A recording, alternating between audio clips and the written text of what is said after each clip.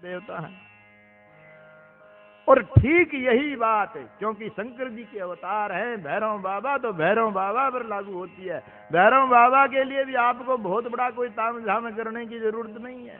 भैरव जी के लिए भी आपको कोई बहुत बड़ा खर्चा करने की जरूरत नहीं है। आप तो सच्चे मन से आकर के और भैरव जी को याद करके अपने हृदय में एक बार उनके लिए पुकार किए, हे प्रभु, हे भैरवनाथ, हे बाबा, मेरा ये काम, ये संकट जो है ना दूर करिए, तो तत्काल भैरव जी जो है ना अपने उस भगत की पुकार सुन करके और उसके तमाम शुभ कार्य जो है ना सिद्ध करते हैं और उनके अमंगलों का।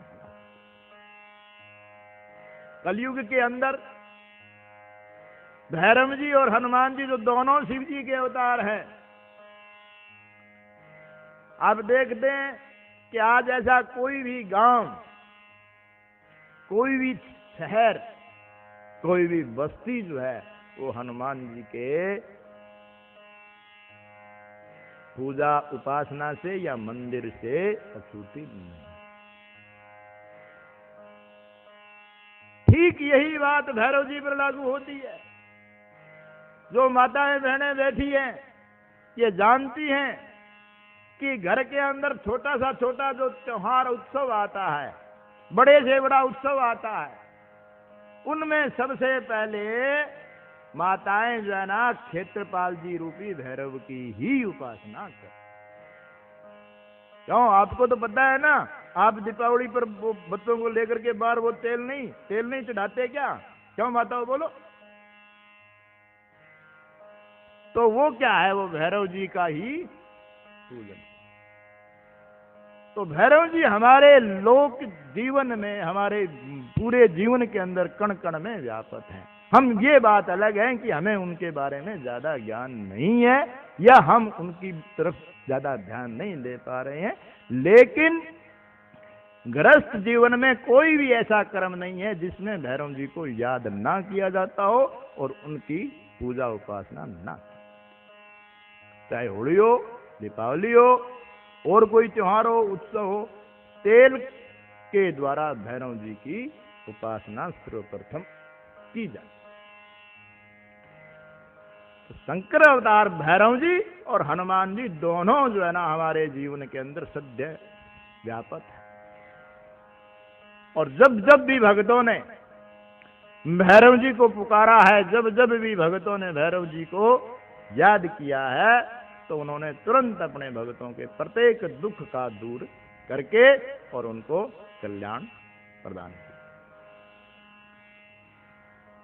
इसीलिए भैरव जी का एक नाम काशी में कोतवाल के नाम में विख्यात है।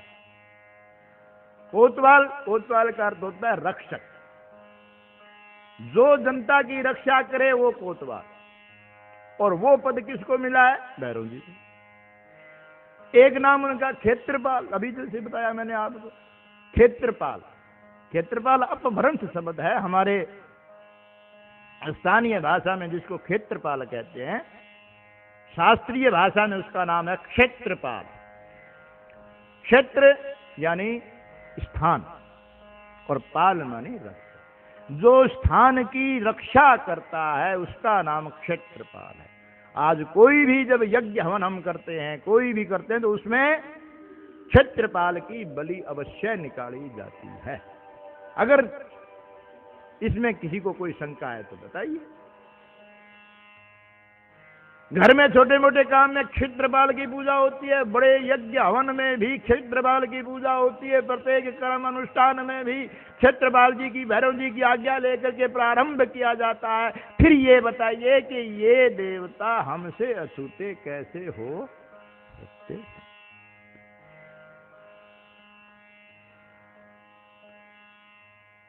शिव जी का अवतार प्राकट्य कैसे हुआ इनका, इसके बारे में भी पुराणों में बहुत सी कथाएं आई है, बहुत इसका वर्णन आया है। भगवान भैरवनाथ जी की प्राकट्य की कथा स्कंद पुराण में भी वर्णन है और कुछ भेद से शिव पुराण में भी वर्णन है। और स्कंद पुराण में स्पष्ट लिखा है कि भैरव जी जो है वो शंकर के अवतार हैं। वेद व्यास भगवान जिन्होंने 18 पुराण लिखी, उन्होंने खुद अपनी लेखनी से भैरव जी को मोक्ष का दाता माना है।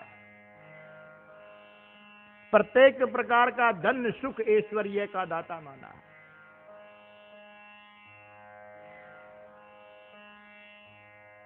और वेद व्यास तो कोई अज्ञानी तो थे नहीं कि वो वैसे ही लिख दे। वेद व्यास जी ने लिखा है तो वो सिर्फ सारा का सारा तार्किक हिसाब से लिखा है। उनके पास हर चीज की तार्किक विवेचना थी। उसमें जो कथा का वर्णन आता है वो मैं आपको सुनाता हूं। एक बार अगस्त्य मुनि जो है वो शिवजी के बड़े पुत्र कार्तिकेय जी के पास आए। शिवजी के 2 पुत्र माने गए हैं। बड़े पुत्र कार्तिकेय जी हैं, छोटे पुत्र गणेश।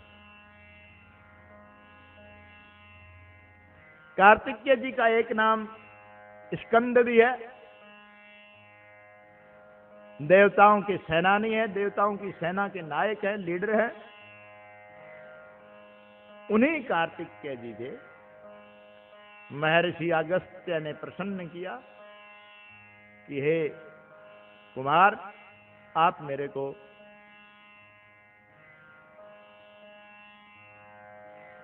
भैरवनाथ के उत्पत्ति के बारे में वर्णन करिए। तब कार्तिकेय जी ने भैरवनाथ के चरित्र का वर्णन करते हुए अगस्त्य जी को बताया कि हे ब्रह्मन, ये भैरवनाथ जी जो है ना साक्षात शिव के ही अवतार हैं, कोई दूसरे नहीं है। तब अगस्त्य जी ने पूछा कि इनका, शिव जी का ये भैरव के रूप में अवतरण क्यों हुआ, इसका क्या कारण रहा। तो कार्तिकेय जी ने वर्णन किया कि एक बार सारे देवता और ऋषि इकट्ठे होकर के, उनमें ब्रह्मा जी भी शामिल थे, बैठे थे, आपस में चर्चा चली।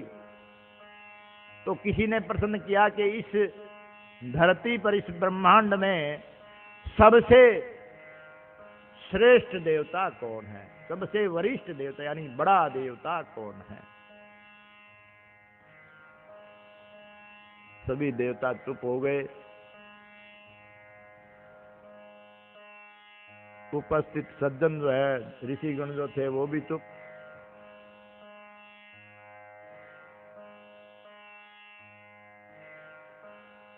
ब्रह्मा जी की बुद्धि पर यूं समझिए भगवान शंकर की माया का पर्दा आ गया।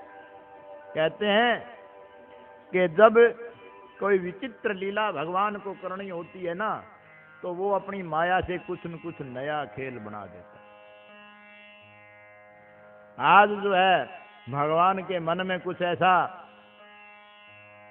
विचार शायद आया कि भाई एक नई लीला करें, और उन्होंने ब्रह्मा जी जैसे ज्ञानी की बुद्धि को जो है माया के पर्दे से, ध्यान दीजिए आप, हम छोटी छोटी बातों से अहंकार करते हैं। छोटी छोटी बातों के अंदर जो है ना सफलता छोटी मिल गई, फूल कर कुप्पा हो गए। लेकिन यहां हमको ये हमारे शास्त्र बार बार चेतावनी दे रहे हैं कि ब्रह्मा जैसा ज्ञानी, ब्रह्मा जैसा तपस्वी जो है वो भी भगवान की माया के आगे कुछ भी नहीं है।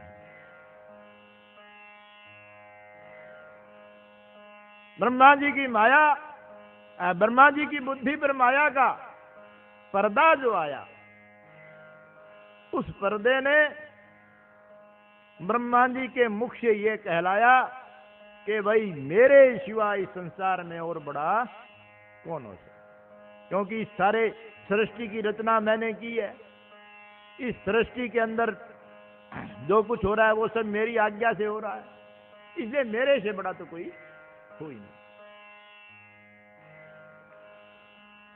वहीं विष्णु भगवान के प्रतीक रूप ऋतुदेव नाम के देवता बैठे थे। वो साक्षात विष्णु भगवान के ही प्रतीक थे। जब उन्होंने सुना कि ब्रह्मा जी जो है वो अपने अहंकार और में डूब करके और अपने आप को ही बड़ा बता रहे हैं, तो ऋतुदेव ने कहा, ब्रह्मा जी आप चुप हो जाइए, आप कैसे बड़े हो सकते हैं? मैं विष्णु इस सारे संसार का लालन पालन करता हूं, इसकी जो है ना भरण पोषण करता हूं, इसलिए मेरे से बड़ा तो कोई हो ही नहीं सकता, मैं बड़ा हूं। अब दो महान देवों में आपसी विवाद उत्पन्न हो गया। ब्रह्मा जी कहते हैं मैं बड़ा हूं, और विष्णु रूप ऋतुदेव कह रहे हैं। एक एक शब्द को ध्यान से सुनिए आप। यहाँ जो है ना ये जो कथाएं जो हमारे पौराणिक ग्रंथों में जो कथाएं हैं वो साधारण कथाएं नहीं है। एक एक शब्द हमको बता रहा है कि हमारे जीवन के अंदर एक छोटी सी घटना घटते ही उसका परिणाम क्या हो सकता। ये हम सारे दिन मैं करते हैं ना, ये मैं जो है ना ये हमारे लिए सबसे बड़ी घातक है। अहंकार आ गया, मैं आ गया, तो किया कराया सारा जो है उस पर पानी।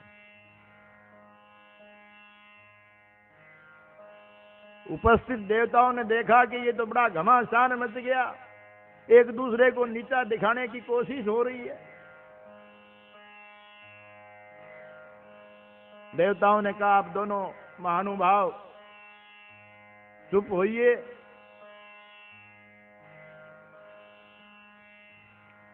इसके अंदर हम वेदों की गवाही लेते हैं, और वहां उपस्थित वेदों से पूछा गया कि हे वेद भगवान, क्योंकि वेद साक्षात भगवान से ही उत्पन्न हुए हैं, वेदों की रचना किसी मनुष्य ने नहीं की है। वेदों की रचना साक्षात भगवान के मुख से उत्पत्ति बताती। इसलिए वेदों से पूछा गया आप बताइए कौन बड़ा है। चार वेद, ऋग्वेद, यजुर्वेद, अथर्ववेद, सामवेद। कहते हैं पहले एक ही वेद होता था, लेकिन ज्यों ज्यों सतयुग, त्रेता युग, द्वापर युग आया, मानव की आयु घटती गई, हमारी बुद्धि की क्षमता घटती गई, हमारी स्मरण शक्ति घटती गई, तो भगवान वेद व्यास जी ने मन में विचार किया कि इतना बड़ा वेद जो है वो एक आदमी तो जो है ना पढ़ नहीं सकता। इसके लिए तो जो है ना उस आदमी को कम से कम 10 जन्म लेने पड़े। तब उन्होंने वेद व्यास जी भगवान ने हम पर दया करके, हम पर कृपा करके, और वेदों के 4 भाग, और तब से ही एक के 4 वेद हो गए। 4 वेद बताया मैंने अभी आपको नाम, ऋग्वेद, यजुर्वेद, अथर्ववेद। उन चारों वेदों ने वहां जो उपस्थित थे उन्होंने एक स्वर से और कहा कि देखिए ब्रह्मा जी आप भी वैसे ठीक हैं, बड़े हैं, कोई बात नहीं, विष्णु के प्रतीक ऋतुदेव आप भी बड़े हैं, लेकिन हमें ये आपकी अहंकार वाली बात ये जो है ना कुछ कम जनती है। इस संसार का अगर एकमात्र कोई मालिक है, एकमात्र अगर कोई करता धरता है तो वो भगवान शिव है। और शिव का प्रतीक ओंकार, वो जो है ना वो भी वहां उपस्थित थे, उन्होंने भी इसी बात का समर्थन किया कि भगवान शिव जो है ना, महादेव जो है ना वो ही थे। लेकिन विनाश काले विपरीत बुद्धे, जब ब्रह्मा जी कहां मानने वाले थे, उन्होंने नहीं मानिए। चुप करो आप, क्या आपको क्या पता, मेरे मुख से निकले हो आप कोई मेरे से ज्यादा थोड़ी जानते हो, आप मेरे से ज्यादा नहीं जानते। वेद भी बेचारे तो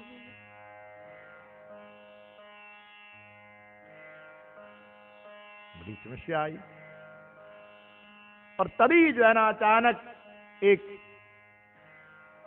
आकाश मंडल से एक परम ज्योति प्रकट हुई और उस परम ज्योति कुंज में से एक बालक, वो बालक जो है वो देखते ही देखते बहुत बड़ा हो गया। सभी अचंभित होकर के उस बालक को देखने लगे। बालक जो है ना वो भी रुदन करने लगा। अब ब्रह्मा जी तो अभी अहंकार में डूबे हुए थे, उन्होंने उस बच्चे को देख करके और अपने अहंकार की माया को विस्तार दिया। ओ रो मत, अरे तू मेरा बेटा है, तू रो कैसे रहा है?